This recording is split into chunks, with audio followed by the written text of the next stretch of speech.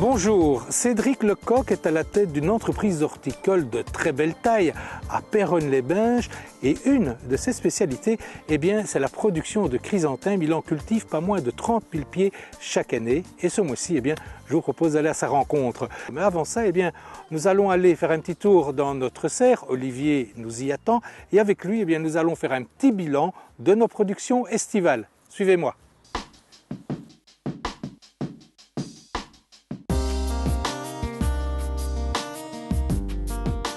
Bien, Olivier, qu'est-ce que tu penses de ma première production de tomates à ma serre? C'était une bonne année. Hein. Ah, je suis content quand même, j'ai eu quelques kilos. Hein. Ouais.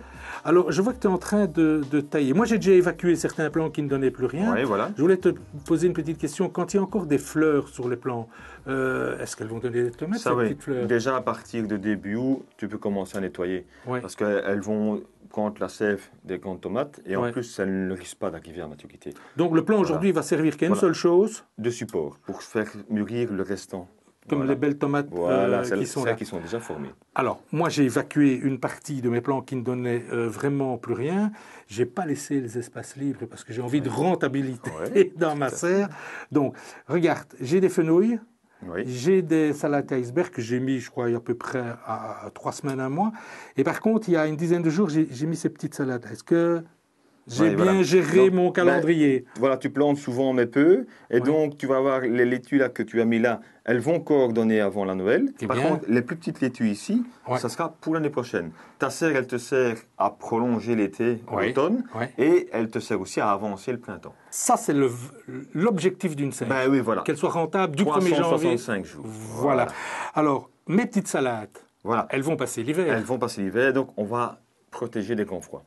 À part mes petites salades, est-ce qu'aujourd'hui, je peux encore planter ou semer certaines choses qui vont passer l'hiver ici dans ma serre? Voilà, ici, début octobre, on peut encore semer de la mâche, du persil, du cerfeuil et des épinards. Moi, j'ai encore du boulot. Voilà. Pour autant qu'on protège tous ces petits légumes. On va protéger. Ces semis-là ne donneront pas cette année-ci, d'accord, mais donneront au printemps l'année prochaine.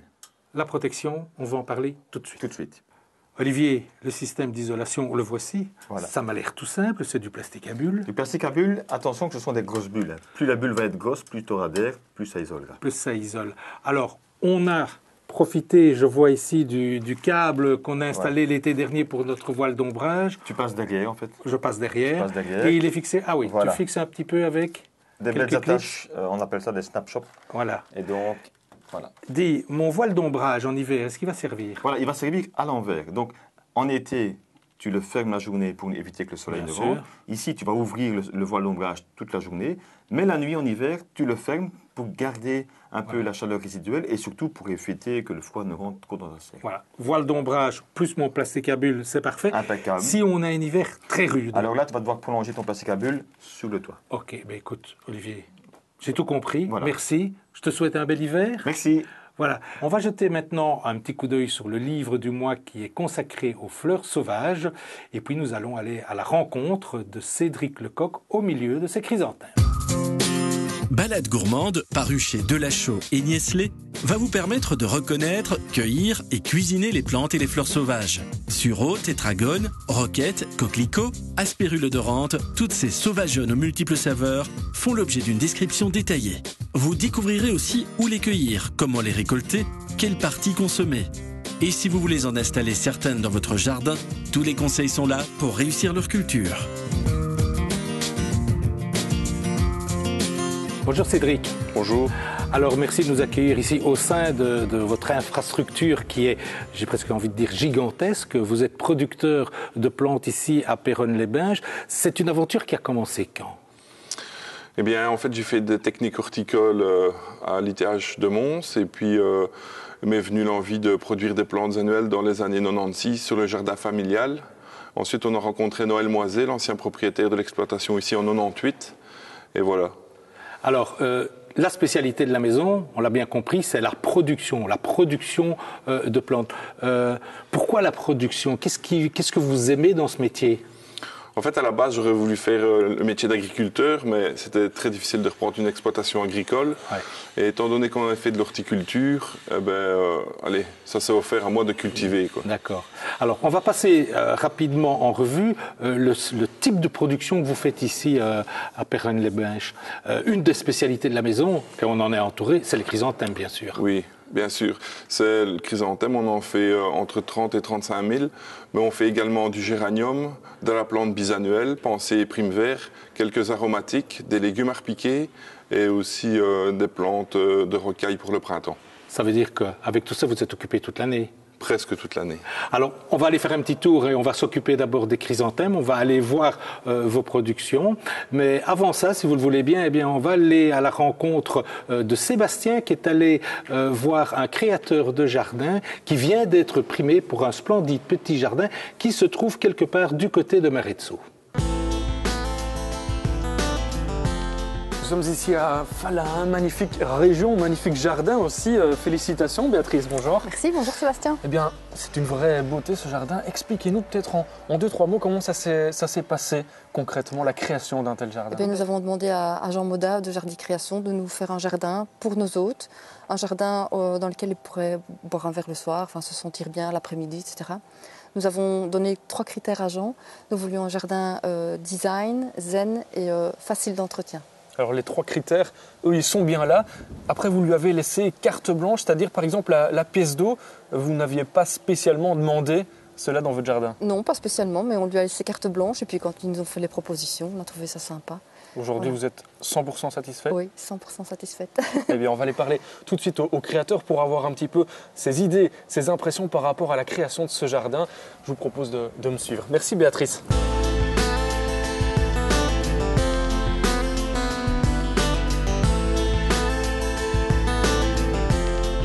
Bravo Jean, le jardin Merci. Il est sublime, les 3 critères, on le disait avec Béatrice, ils ont été respectés, mais j'imagine qu'il y a eu d'autres contraintes pour la création de ce jardin. Oui, tout à fait. Les 3 critères, pour nous, il y en avait un 4e qui devait être respecté impérativement, c'est tirer parti de ce qui était existant. Donc les terrasses étaient existantes, les haies de bois étaient existantes, et nous, il fallait relier le nouveau jardin à ce qui était sur place pour pouvoir avoir un ensemble cohérent.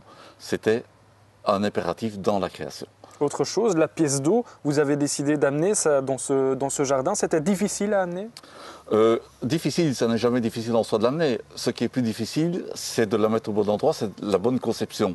Et ici, comme on allait vers quelque chose de design, on voulait avoir quelque chose de très fin. Et la différence de niveau nous obligeait à vraiment faire preuve d'astuce pour pouvoir réaliser ce design très fin et arriver à cette simplicité de pièce d'eau. On a eu recours à différentes techniques de structure, de l'acier dans ce cas-ci, recouvert par de l'acier corten et une pierre bleue du pays qui vient vraiment contrecarrer la différence de niveau et faire une marche et garder ce côté design de l'ensemble. Alors Jean, le voici, le fameux acier corten. C'est un acier spécifique. Quelles sont ses qualités? Oui, c'est un acier tout à fait spécifique, justement, pour qu'il puisse rouiller sans altérer l'alliage. Donc, dans le temps, il ne va pas du tout s'altérer. Il prend cette belle couleur rouille orangée et ça va rester très stable dans le temps. Ce qui fait une des qualités de ce jardin. Une autre qualité de ce jardin, c'est finalement tous les éléments végétaux qui le constituent. Là aussi, ici, ça a été vraiment calculé en fonction justement du soin à donner à ce jardin. Exactement. Donc, on rappelle le côté zen. Eh bien, les plantations et la facilité d'entretien, les plantations étaient faites en fonction de ça. Donc, quelques graminées plantées par tâche. Vous voyez derrière nous les pénicettum. Eh bien, il n'y a rien qui pousse à l'intérieur. Pas d'entretien. Pas d'entretien du tout. Ici, un bloc avec des Hydrangea paniculata et sur notre droite, on a les fameux Miscanthus qui, eux, font une masse et sans entretien, une petite taille au printemps et c'est terminé. Eh bien, merci Jean pour toutes ces explications. On rappelle aussi à nos téléspectateurs que vous avez gagné un prix. Vous savez brièvement nous expliquer ce prix? Oui, eh bien, chaque année, il y a un concours de l'entrepreneur de jardin. Et pour la 2e fois, on a eu la chance de récolter la médaille d'or dans la catégorie des petits jardins. Et évidemment, ça fait toujours plaisir d'être reconnu par ses pairs. Encore félicitations. Quant à nous, on va retrouver Roland pour la suite de ce geste du mois.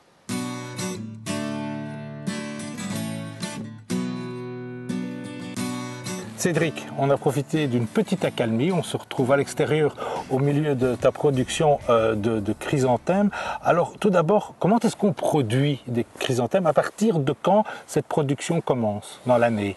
Eh bien, nous, on va commencer à la fin de la Toussaint à sélectionner les variétés qui nous ont plu dans les essais. Ensuite, nous passons par des obtenteurs pour la commande de nos boutures de chrysanthèmes dans le courant du mois de janvier. Ces personnes vont nous livrer pour la mi-avril. On va les rempoter dans des pots avec du terreau et les mettre en extérieur avec un voile pour les petites gelées nocturnes qu'on pourra encore avoir en fin de printemps. Fin de printemps, oui, voilà. Et donc après, nous travaillons avec 3 tailles distinctes. On plante les premières en mi-mai, les deuxièmes mi-juin et les troisièmes mi-juillet. Et alors aujourd'hui, là, on est au mois d'octobre, il y en a encore pas mal à l'extérieur, mais il y en a déjà à l'intérieur. Oui. Nous autres, en fait, ce qui se passe, c'est que nous vendons en gros. Et on fait des par champs, donc on emballe et on cherche les camions du champ. Tandis que ce qui est à l'intérieur, c'est pour la vente au détail. Votre clientèle, c'est quoi? Essentiellement des professionnels de la fleur? Essentiellement des professionnels de la fleur. Ok, alors on est vraiment littéralement entouré de chrysanthèmes. Petite question indiscrète, je peux vous demander, grosso modo, vous en produisez combien de chrysanthèmes sur l'année? Entre 30 et 35 000, je ne me suis jamais amusé à compter une par une combien j'en faisais. D'accord. Alors, une autre petite question. Pour moi, le chrysanthème, dans la jeunesse, c'était la grosse boule, c'était la grosse fleur. De plus en plus, on voit les pomponnettes. Les modes évoluent. Oui, les modes évoluent et nous travaillons avec un fournisseur qui vient de France. Ouais. Et il a vraiment des couleurs exceptionnelles et des fleurs assez grosses et elles ont beaucoup d'attrait. Ok. Cédric, le ciel est en train de se charger. On va réintégrer les serres et voir d'autres productions de plantes automnales. Et justement, à propos de plantes automnales, eh bien, on va retrouver dans un premier temps Corinne et Jean-Marie qui sont en train de réaliser quelques belles compositions. À tout de suite.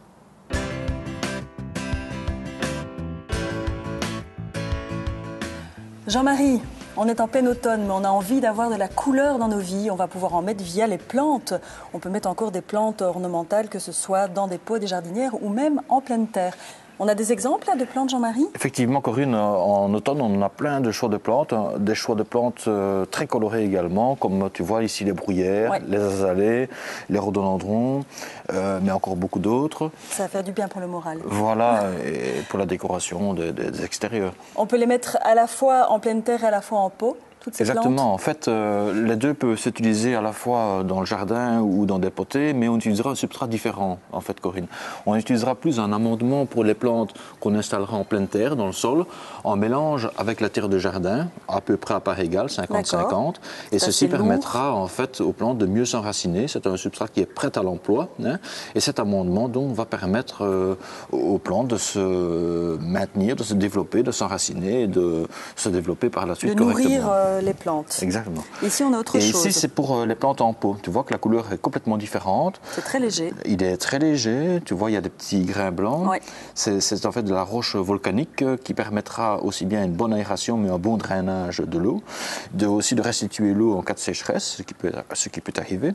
Et donc, ce substrat va permettre aux plantes aussi d'évoluer, de se développer, de grandir correctement pendant la période hivernale. Alors, Jean-Marie, ce qu'on aurait tendance à faire, mais qu'il ne faut surtout pas faire, c'est mélanger donc ce terreau avec de la terre de notre jardin, mais ça ne pas faire. Effectivement, en fait, on ne mélange pas, on ne déstructure pas le substrat tel qu'il a été préparé parce qu'il relève de nombreuses études qui permettent aux plantes de se développer correctement. Il est vraiment fait pour, en fait. Voilà. Hein. Et j'ajouterais qu'encore, ce substrat pour les jardinières d'automne est composé de fer qui permet aux plantes de rester bien vertes durant toute la période hivernale, ce qui arrive parfois donc avec des jaunissements de feuillage. D'accord, donc ça évite le jaunissement. Exactement.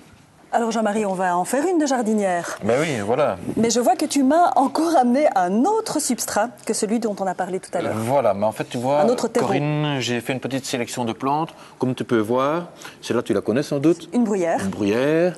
À boule rouge. Boule rouge, Margolteria, hein, pour être plus précis. Okay.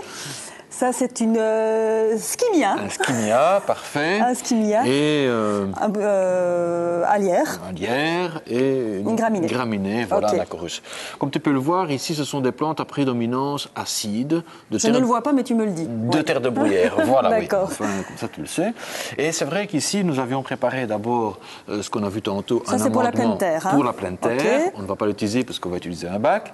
Deuxième chose, on avait prévu un terreau d'automne, mais vu qu'ici, on va utiliser davantage des plantes de terre de bruyère, on va prendre un terreau de bruyère. D'accord, c'est une question de pH? Alors, c'est une question de pH parce que ce terreau de bruyère est plus acide que ce terreau d'automne. Ok. Et comme tu peux le voir, ce terreau de bruyère ne contient pas de petits grains blancs parce que les bruyères ont besoin d'humidité en permanence. D'accord, ça pour moins ne pas besoin. se dessécher. Mais il contient également tous les éléments fertilisants Comme du fer pour qu'ils puissent, c'est ça, pour qu'ils puissent bien s'alimenter pendant tout l'hiver. Ok, bah allons-y Jean-Marie. Alors allons-y. On en a déjà mis là dans le fond. Est-ce que je tasse? On ne tasse pas trop maintenant, mais quand on aura fini, on tassera pour vraiment chasser l'air hors du sol. Je ne sais pas pourquoi, mais j'ai l'impression que tu vas me dire de mettre celle-là. Par la plus grande. Je te connais, tu veux la mettre au milieu. Tu peux déjà enlever le pot, comme ça, on pourra la placer. Voilà, je te la laisse. Au centre. Vas-y. Voilà, regardez. Ça, on peut enlever. Installer donc les fleurs vers l'avant. Dis-moi. Et puis ensuite, on va attaquer vers les extérieurs. Donc tu peux prendre la bruyère et le Golteria.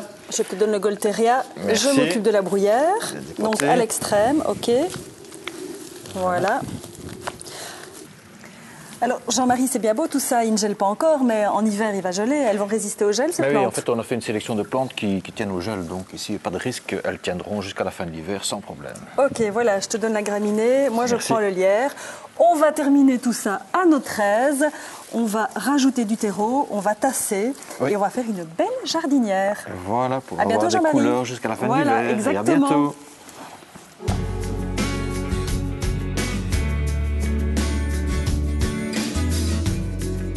Cédric, à côté de la production de chrysanthèmes, et on l'a bien compris, c'est une production qui demande pas mal de travail tout au long de l'année, vous produisez également d'autres plantes et des plantes automnales.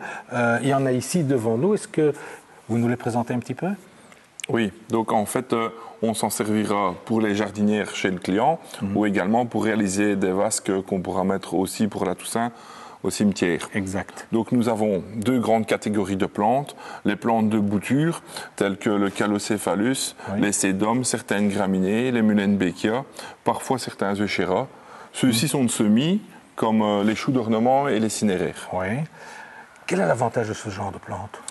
L'avantage des Euchera, et de toutes les plantes d'automne, c'est qu'il y en a 95% qui sont vivaces. Donc après avoir défait la jardinière d'hiver, vous pouvez les replanter au jardin. Elles sont aussi résistantes au froid.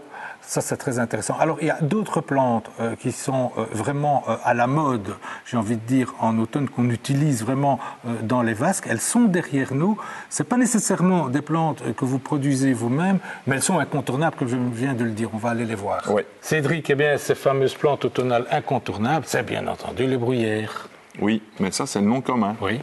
Le nom latin, c'est Calluna, oui. Erica carnea et Erica gracilis. Et quelle est la différence entre La différence, c'est que la Calluna, c'est une bruyère d'été. Ça, celle-ci? Oui, à floraison estivale. Donc là, elle est au summum de sa floraison. Et c'est pour ça qu'on l'utilise en priorité dans nos vasques maintenant. Voilà, parce qu'elle donne toute sa couleur et sa splendeur pour l'instant. D'accord. Et ça va aller en diminuant. Donc les couleurs vont passer pendant l'hiver. Tandis que l'Erica carnea que nous avons ici à côté de nous, celle-ci, à ce moment-là, va commencer à fleurir. Donc c'est floraison hivernale et printanière. Donc elle va seulement commencer... Elle va seulement commencer à la mi-novembre, fin novembre, et elle va fleurir jusqu'à février-mars. D'accord. Et elle va faire le joint avec celle-ci, en fait, alors? Voilà.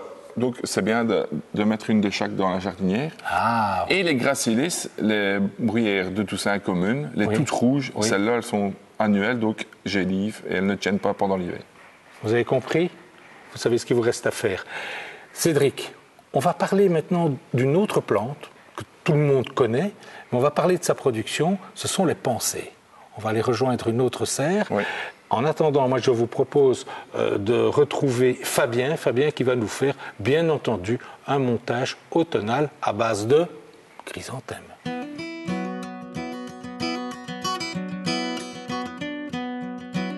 Bonjour à tous, c'est l'automne et ses tons flamboyants. Alors je vais vous montrer comment réaliser un montage qui peut se mettre soit à l'intérieur, soit à l'extérieur, avec bien sûr les chrysanthèmes, des feuilles et des fruits de saison. Pour ça, vous aurez besoin d'un plateau relativement grand, de 2 boules de mousse florale de tailles différentes, de petits cavaliers en métal, de fruits de physalis, enfin j'ai pris différents fruits de saison, donc des fruits de physalis, quelques pommes, des coloquintes, de la mousse des bois pour mettre au fond du plateau, des feuilles de saison aussi. Donc, ici j'ai pris des feuilles de chêne, mais vous pouvez très bien travailler avec d'autres arbres, des érables ou autre chose sans aucun souci. Et toute une variété de chrysanthèmes de formes différentes et de couleurs.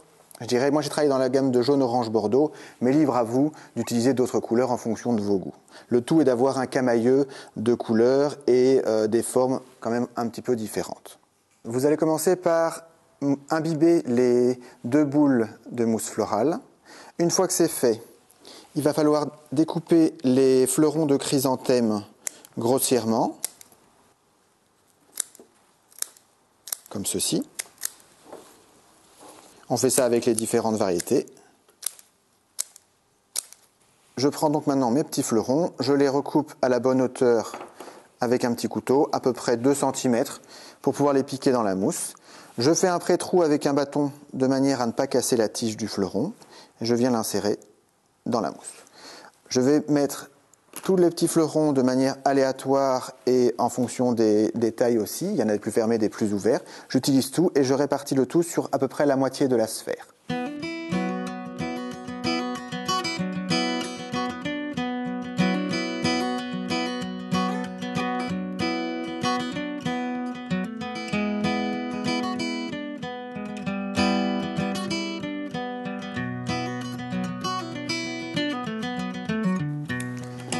Maintenant que j'ai réparti les fleurons de chrysanthème sur la moitié de ma sphère, je vais habiller le reste avec les feuilles de chêne que je vais installer en écailles tout autour. Je coupe l'extrémité pour éviter qu'elle ne se chevauche pas correctement.